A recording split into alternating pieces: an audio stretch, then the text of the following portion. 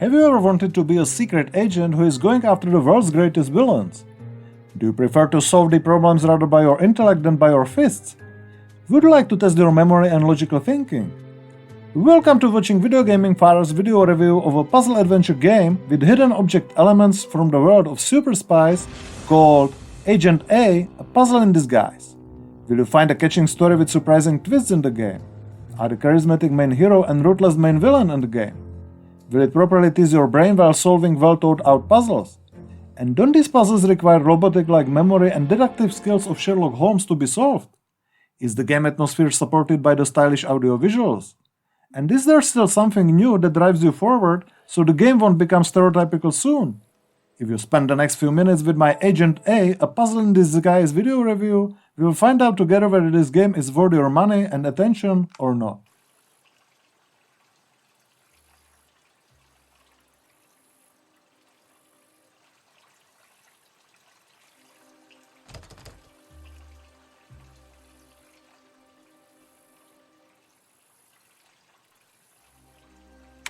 And let's start with the story, because the adventure game from the world of super spies should be based on some strong story with many surprising twists, shouldn't it be?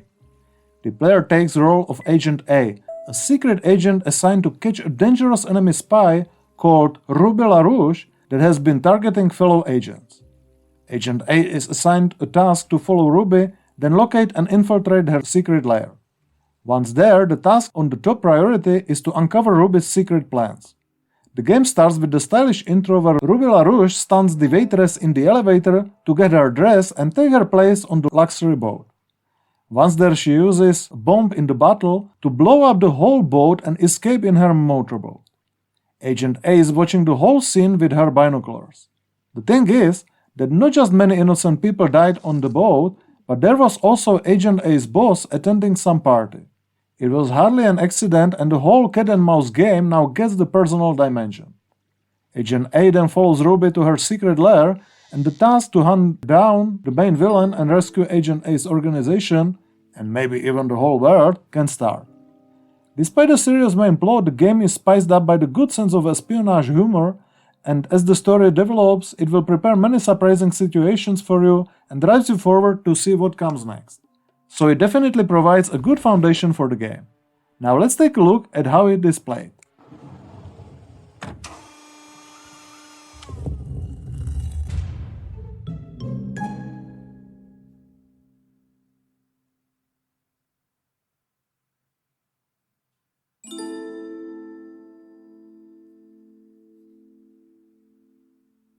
Agent A Puzzle in Disguise is an adventure game, but there are no direct dialogues as the game is about the duel between the hero and villain, so you won't meet any other characters in Ruby's secret lair. So the whole game is about solving dozens of puzzles to move a little bit further every time when you have resolved some.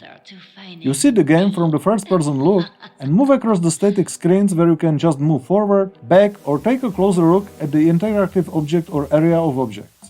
First task is to get to the Ruby's house, but you need a key.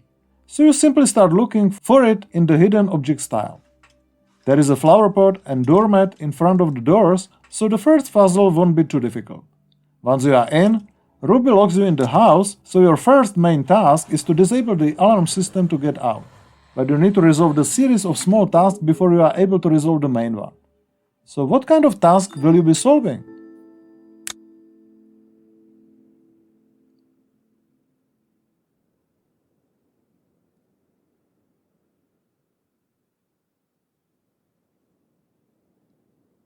In general, the game is based on collecting the key items and utilizing them in the environment to solve the puzzles by relying on the player's keen eye, logic, and memory.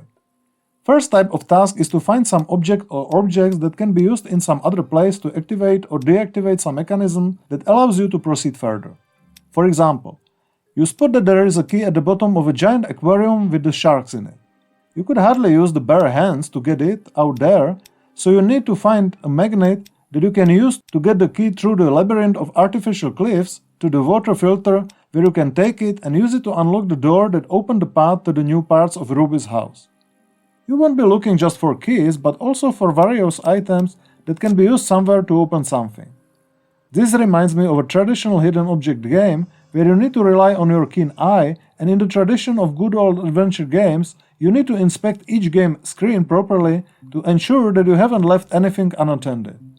But don't worry, the keys and items are usually placed in reasonable places, each active object is easily recognizable, so there is no pixel hunting like in the good old days.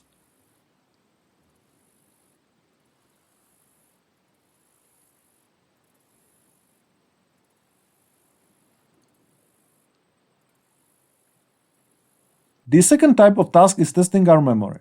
For example, at some point you find a pianola roll that you put into the appropriate place in the old piano, which starts to play short musical sequences, and you need to remember the right order of piano keys to be pressed to be able to repeat the same sequence. Once you do it a few times, you activate a secret mechanism. Or there is a chess table which quickly shows you a sequence of the fields that you need to press in the exact same order. The game will be testing your memory a lot, but you really don't need a robotic memory, as the game never floods you with the number of steps or symbols that need to be memorized.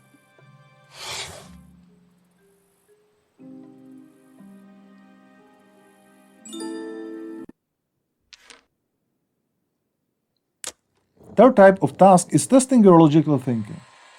To this category belong various puzzles like moving the tiles to release the path for the connector to be put into the plug in the fuse box, to rotate the tiles in order to create a continuous line in the Pipe Mania style, or move the objects or various shapes to the right holes while releasing the path by moving the other objects that block it first.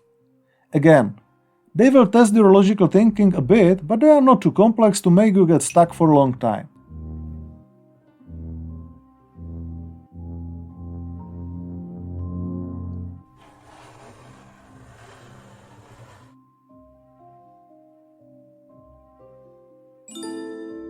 And the last category of tasks simply combines all of the previous together. For example, in one room you find 4 vases with flowers of different shapes hanging on the ropes. You find out that each vase can be moved to 3 different positions. This sounds like some kind of mechanism, right? If you look carefully, you will find the exact same vases in the different room. Each of them stands on the shelf at a different height. Alarm of your logical thinking is now ringing. This must mean something. So you get back to the room with suspicious moving vases and use your memory to set them at the exact same positions like in the other room. Bang! The mechanism is activated. Or there is a mailbox outside the house that uses code lock with various symbols. Haven't you seen some of those symbols in various places in the house? So you need to recall which of them you have seen and set the right combination of symbols on the lock then. Agent A, a puzzle in disguise, tests your attention, memory and logic in a balanced way and serves you many puzzles that can sometimes be challenging, but never let you get stuck for many hours. Thanks to the good puzzle design, you always feel satisfaction from a well-done job, rather than frustration from going back and forth and trying to solve something that cannot have any reasonable solution. And this is the key element that makes the game really entertaining. Do the game audiovisuals properly support the unique game atmosphere?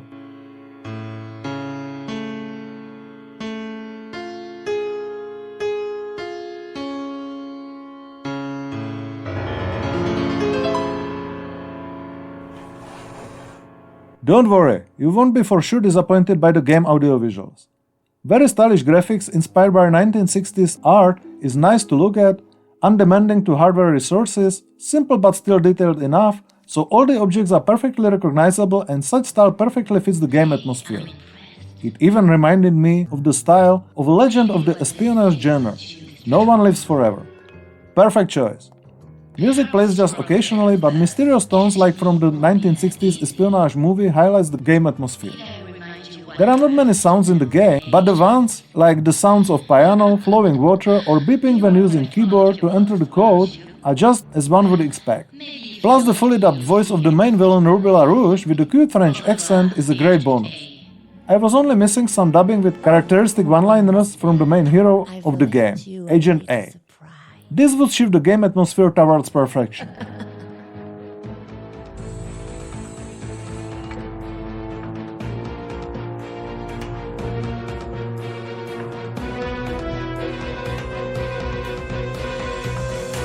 Let's sum it up then. Has Agent A puzzle in disguise succeeded on its mission to bring atmospheric espionage adventure with thrilling story and well-designed to the screens of our computers. There are many pros on the game.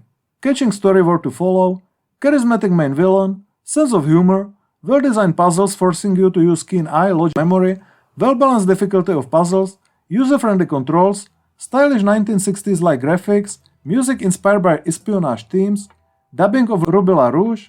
You won't really find many cons here. Maybe the optional hardcore difficulty to provide a challenge for hardcore players, and more charismatic main hero with dubbed voice and humorous one-liners.